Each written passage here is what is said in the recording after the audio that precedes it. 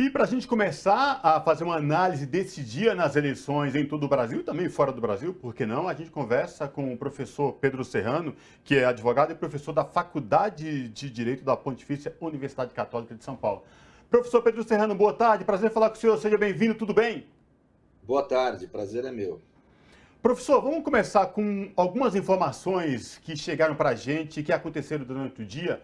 E eu quero repercutir com o senhor essa questão aí de uma decisão do Tribunal Superior Eleitoral liberando o transporte de passageiros para votarem e ir até o local de votação, fortalecendo a democracia e dar o direito do cidadão votar. Mas ao longo do dia, o que nós vimos foram muitas ocorrências com interferência da Polícia Rodoviária Federal.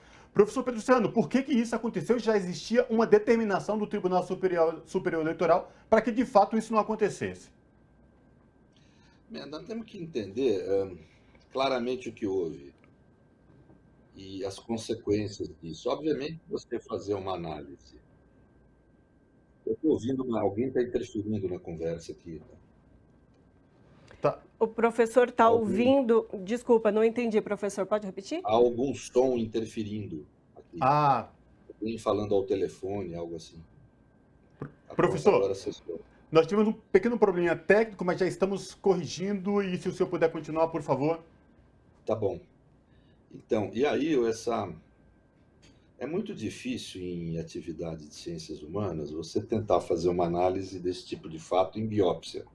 É muito mais racional você fazer em necrópsia, depois que tudo aconteceu e você tem os fatos bem estabelecidos. Mas o problema é que na minha área, direito constitucional e direito do Estado, em outros países do mundo chamado direito político, né, nessas questões são difíceis, porque um golpe, não adianta você vir depois que o golpe ocorreu e querer punir alguém. Depois que o golpe ocorreu, ocorreu. Eles estão no poder, acabou. Né? Um golpe você só consegue reprimir na fase de tentativa, em que ele está sendo tentado. Por isso a reação tem que ser imediata e de pronto.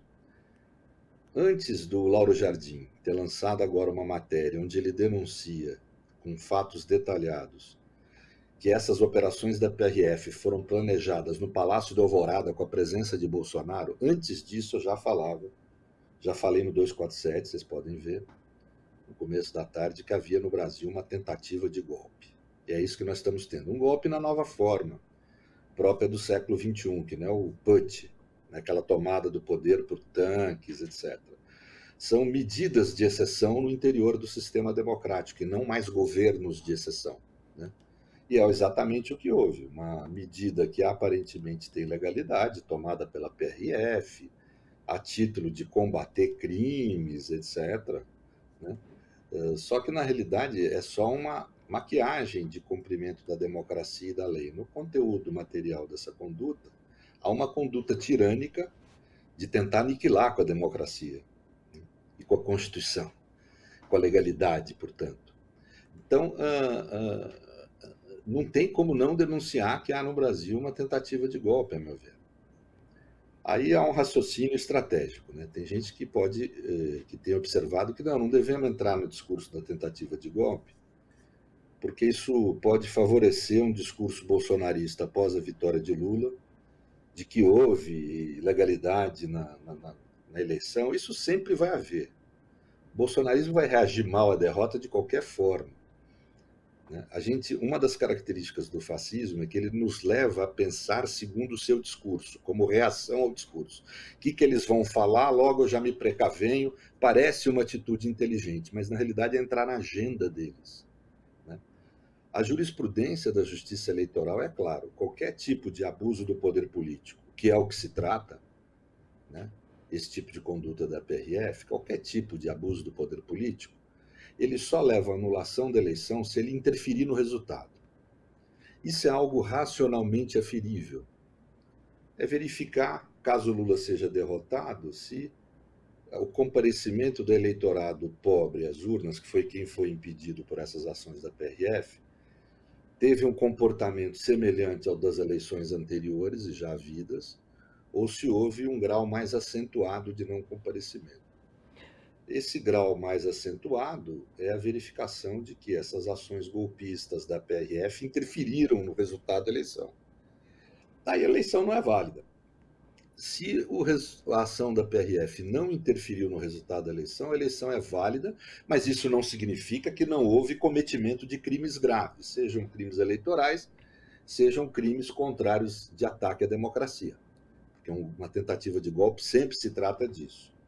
Eu estava alertando, inclusive eu falei disso acho que numa entrevista que eu dei para o Juca essa semana aqui no TVT, mas falei em outros veículos alternativos, de que estava todo mundo falando numa tentativa de golpe de Bolsonaro, ou seja lá o que for, vamos dizer, um terceiro turno das eleições, onde ele buscaria anular as eleições, etc. Né? E eu falei, não, nós temos que nos preocupar com o dia das eleições, que no dia das eleições já vai haver alguma tentativa. E foi o que ocorreu, é o que está ocorrendo. Então, é muito difícil saber qual que é a atitude estratégica agora. Eu não tenho um pensar estratégico nesse momento. Acho que nesse tipo de momento não se deve ter, inclusive, um pensar estratégico. Deve-se ter um pensar normativo. É o que eu acho que deve-se ter. Professor, Quando você está perante uma tentativa de golpe, cabe denunciar que você está perante uma tentativa de golpe. Ponto. inclusive Alexandre de Moraes fez um pronunciamento agora um pouco antes das 4 horas da tarde, falando que não havia prejuízo na votação. Segundo ele, mesmo com mais de 500 operações sendo realizadas. Agora, o que eu queria perguntar ao senhor, professor, é que se a gente pode fazer uma comparação com o que houve também na eleição dos Estados Unidos com a ação do Trump. Na eleição, inclusive, que ele foi derrotado por Biden, né? O problema, veja, quando o Alexandre deve ter o seguinte raciocínio que é correto. São 500 e poucos ônibus, eu não lembro o número exato. Se você multiplicar pelo número de passageiros, pelo que me falaram, dá umas 30 mil pessoas. Isso é insuficiente para interferir no resultado de uma eleição. O problema é que a gente não tem como aferir o medo que se ocasiona na sociedade e as dificuldades que cria. A ponte Rio-Niterói estava demorando 3 horas para ser atravessada, a mesma coisa lá no Sergipe. Ou seja, dificuldades de trânsito, etc., que desestimulam as pessoas a irem votarem. Ou seja, não é apenas aquelas pessoas que estavam no ônibus que foram impedidas de votar, houve mais gente. Né? Agora, para poder aferir isso, só com o resultado do comparecimento. A gente vai ver no Nordeste, o nível de não comparecimento é semelhante ao de eleições passadas? Né? Ou não? É semelhante ao do primeiro turno de eleições passadas ou não? Quer dizer, a gente vai poder aferir através desse critério. Né? Agora, obviamente, se Lula se sagrar vencedor, mesmo com esse tipo de interferência, a realidade é que não é isso, é o resultado correto, tal. As eleições são livres, mas isso não significa que essa tentativa não tenha que ser punida, gente. Porque senão eles vão estar sempre tentando esse tipo de mecanismo criminoso, ilegal, subversivo da ordem democrática sem nada ocorrer. Isso não pode acontecer, isso tem que ser punido no sistema. Há uma legislação. Eu não sou especialista em direito eleitoral, mas fui quem coordenou a elaboração do projeto de defesa da democracia apresentada pelo deputado Paulo Teixeira, onde nós estipulamos ali uma série de crimes. E houve todo um processo de negociação, não foi o nosso projeto puro que foi aprovado, mas foi aprovado lá uma lei que coloca claramente que tentativas de golpe por agentes armados do Estado, como é o caso da PRF, é crime grave. Então, esse tipo de situação, se a gente for esperar acontecer um golpe para querer punir, aí não adianta, porque quando o golpe se realiza, já se realizou. É um fato político, é um poder constituinte originário, como nós falamos. Ou seja, é um novo sistema que está vigendo ali. E não adianta tentar impedi-lo, reprimi-lo depois que ele ocorreu. É só nas tentativas que cabe punir. Porque daí você vai estabelecendo uma reação da democracia a esse tipo de ataque adequada, dentro dos limites democráticos, do devido processo legal. Então, eu acho que esse diretor da PRF, com toda a calma eu estou falando isso, deveria ter sido preso, porque ele cometeu ali um crime flagrante, mandou um ofício para a justiça dizendo que ia desobedecer a ordem da justiça. Quer dizer, é uma situação clara de tipificação para você prender ele em flagrante. Não foi preso, que pelo menos seja processado pelo que está cometendo. Né? Eu acho que isso tem que ocorrer mesmo que Lula ganhe a eleição. Professor, Aliás, o dia é especial se ele ganhar, porque nós vamos ter novas tentativas de golpe até ele tomar posse, e depois de tomar posse, tentativas golpistas com relação ao governo dele. Não vamos nos iludir, nós estamos lidando com uma força que é reacionária, transgressiva da ordem democrática, que procura, pela violência, romper com essa ordem. Professor Pedro Serrano, eu vou pedir licença para o senhor rapidinho, já começaram a sair os primeiros números da apuração. Fica com a gente e eu vou chamar a Ana Flávia Quitério, que vai trazer informações para a gente. Daqui a pouco a gente volta à nossa conversa, professor. Só um minuto. Ana Flávia, com você. É isso mesmo, Cosma, atualizando aqui para você que nos acompanha, exatamente 17h03 da tarde. No momento, o candidato Lula tem 57,30% dos votos. E em seguida, Jair Bolsonaro com 42,70% dos votos. Daqui a pouco eu volto com mais atualização. Como a Ana Flávia Quitério trouxe para a gente, aí 0,12% das urnas apuradas, mostra aí o presidente Lula à frente. Professor Pedro Serrano, eu quero repercutir com o senhor agora um fato que aconteceu, só lembrando para o nosso ouvinte, o nosso telespectador aqui da TVT, na tarja que está aparecendo a apuração, 0,12%.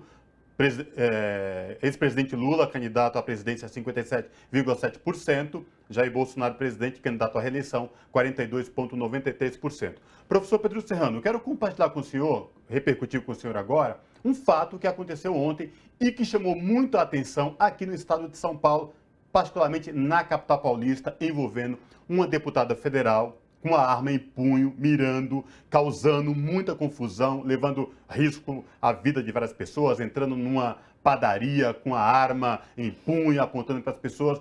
Não sei se o senhor chegou a ver essas cenas que circulam na internet. Eu queria ouvi-lo sobre essa questão, professor. Vamos acompanhar o VT primeiro, depois a gente repercute, professor. O nome revelado foi identificado apenas como policial militar de folga e teve a prisão decretada, mas foi liberado após pagar fiança de um salário mínimo. Foi constatado que ele disparou a arma durante perseguição ao jornalista Luan Araújo. Pois é, como eu estava falando desta cena grotesca, uma deputada federal com a arma, um segurança da deputada federal que atira, dispara a ponta para um homem negro. Eu queria ouvi-lo sobre essa questão, sobre este vídeo, sobre este ato ontem aqui na capital paulista. Bem, obviamente foi uma conduta absolutamente ilegal, ilícita, a meu ver, da deputada, porque ela disse que foi agredida, as cenas mostraram que não, ela escorregou, isso está gravado em cenas aí que circularam na internet. O que parece que ocorreu é que esse rapaz foi lá e ofendeu ela de alguma forma verbalmente. Uma ofensa verbal, no direito nós chamamos de injúria, nunca justifica uma reação armada, gente. A arma só se justifica quando há uma ameaça de uso de arma por outra parte, uma ameaça de uma violência muito grave, né? O que não é o caso, né? Quer dizer, não houve esse tipo de situação, as imagens deixam isso claro, que houve um abuso dela ao se utilizar de uma perseguição armada à pessoa. O segurança é pior, porque ele atirou, e só o fato de atirar num ambiente público como aquele já é um crime específico duro, que tem 2 anos de pena mínima. Está correto ele ter pago fiança, é assim mesmo que a coisa é feita, mas ele tem que ser processado. O que eu fico surpreso é nada acontecer com a deputada. Então vejam, o Bob Jefferson, né, ele reagiu aí de forma armada a uma prisão, né, com 60 tiros, segundo a PF, e 3 granadas que teriam inclusive pregos colocados juntos da granada para ferir as pessoas. E não foi algemado. O que diz a lei, a decisão do STF? Se o sujeito não reage à prisão, demonstra um comportamento pacífico, ele não deve ser algemado. Mas se ele reage, para não colocar em risco a vida dele próprio, do policial que o prende, de terceiros, o correto é algemá-lo. Ele não foi algemado. Sequer algemado. Quer dizer, vejam que no mensalão, no Lava Jato, gente pacífica foi algemada. O governador do Rio de Janeiro, o ex-governador Cabral, foi algemado nos pés, com correntes, né? O Vacari teve muro pulado pela polícia, jogou bomba para prender um monte de gente armada. O Lula também, um batalhão de gente armada até os dentes, para prender um homem pacífico que nem o Lula, né? Então, lá foi 2, 3 policiais de camiseta e a gente viu o que aconteceu, deixando entrar terceiros na cena do delito, do crime, lá aquele padre. É uma atitude incompreensível da polícia. Agora, essa deputada vem e toma uma atitude violenta e nada acontece com ela. Nós estamos vendo a PRF adotar atitudes violentas de impedimento à votação, né? E também nada acontece com esse pessoal, né? Na prática, parece que nada vai acontecer. Inclusive, professor, a gente viu as cenas e viu que o segurança dela, que faz um disparo durante a perseguição do Luan, do jornalista Luan, ele faz um disparo e, assim, pelo que dá para se perceber, a gente está aí retomando as imagens, esse homem de camiseta azul, sim, acinzentada, é o segurança da Carla Zambelli, ele faz um disparo e, assim, o que dá para perceber, o que a gente consegue analisar, que foi um disparo numa tentativa de acertar o Luan, né? De uma tentativa de assassinato aí, teríamos? Eu acho que sim. Se há uma... se a imagem deixa claro que houve uma tentativa de acertar o Luan, isso é tentativa de homicídio, é grave. Mas só o simples disparo já é um crime relativamente grave. Então, não dá para um sujeito desse, por exemplo, deve ser caçado imediatamente qualquer porte de arma que ele tenha, e nunca mais ser conseguido. E ele deve responder, porque isso é um ato administrativo, não é uma sanção penal, e, de resto, ele deve ser processado com direito de defesa.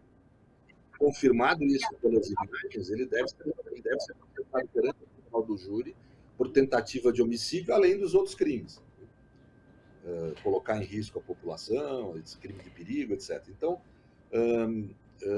são, na realidade, um conjunto de delitos aí que foram praticados, mas que o tratamento, pelo menos inicial, muito ameno, né? Exato, professor, porque a deputada ela tem o porte de arma, mas existe uma legislação eleitoral que proíbe você andar armado nesse período 24 horas antes do pleito, que aconteceu hoje, se encerrou exatamente agora, 5 horas da tarde, no dia de hoje. Então, 24 horas antes era proibido. E ela, em declarações à imprensa, diz que ela andou armada sabendo que era ilegal e fez isso conscientemente.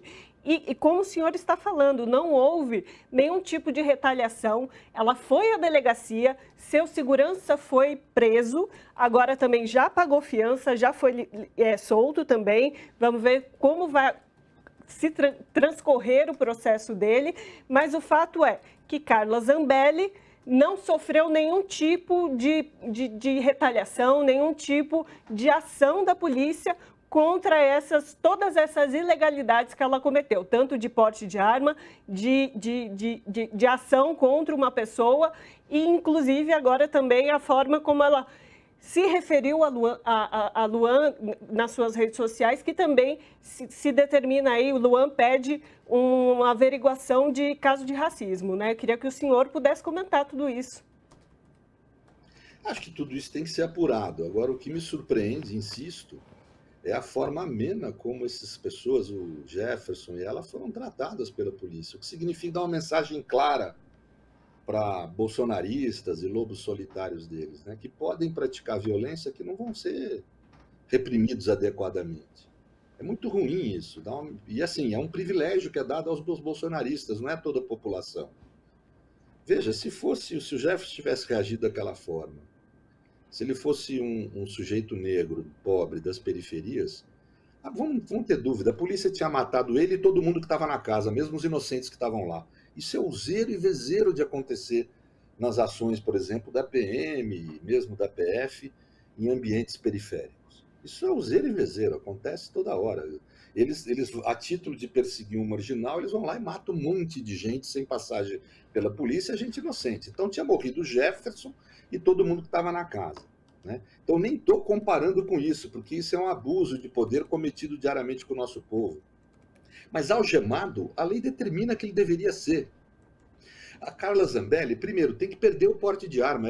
Ela portou a arma e apontou para uma pessoa abusivamente, praticando o crime. Ela tem que imediatamente perder esse porte de arma, se ela tiver. Essa é a primeira questão. O segundo, que durante o período eleitoral não se pode andar armado. É uma restrição que há à liberdade, como não se pode beber. Não pode o cidadão sozinho decidir se ele cumpre ou não a lei. Isso é anarquia.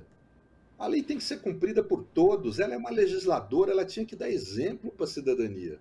Agora deu um exemplo de violência, mas eu acho que mais do que isso, além dos aspectos criminais, ela devia ter a sua diplomação cassada. Uma pessoa dessa não pode ser, que age dessa forma, não pode ser diplomado deputado federal. Se fosse um deputado progressista eleito, com certeza teria a sua candidatura aí, a sua diplomação cassada, né? Então a gente vai tolerando as ações fascistas por conta de um raciocínio estratégico nosso. Não vamos fazer nada, porque daí eles vão falar que a gente, apesar da gente estar certo, eles estarem cometendo crime, eles vão falar que a gente está, vamos dizer, tolhendo a liberdade de expressão deles, sei lá o quê, liberdade de explosão deles. Liberdade de explosão que essa gente quer, né? Mas tudo bem, que a gente está tolhendo, então, ou seja, a gente começa a pensar e agir não por um raciocínio de legalidade democrática, mas de acordo com os princípios da democracia constitucional, mas a gente passa a pensar por um agir político estratégico, e é aí que o fascismo nos leva para o buraco dele. A legalidade democrática tem que funcionar. A democracia convive com extremismos, mas não com violências extremistas. Então a violência tem que ser punida, não protegida pela polícia e pelos agentes de Estado, né? A violência política é pior do que a violência comum do marginal, porque essa violência política implica um ataque direto à democracia, ao conjunto de direitos que todos nós temos ou devemos ter. Portanto, eu acho que essa excessiva tolerância das instituições com esse agir abusivo e violento é um imenso erro e, em geral, a democracia paga por esse tipo de cometimento. E eu não estou aqui falando de STF. A STF tem tido um papel preponderantemente muito positivo na defesa da democracia, né? Mas é o sistema de justiça como um todo que tem que ser cobrado. O juiz de primeiro grau, o desembargador, os tribunais inferiores, não só o STF, todo o sistema de justiça tem que ser cobrado para que realize a lei, né? Eles são pagos para isso, né?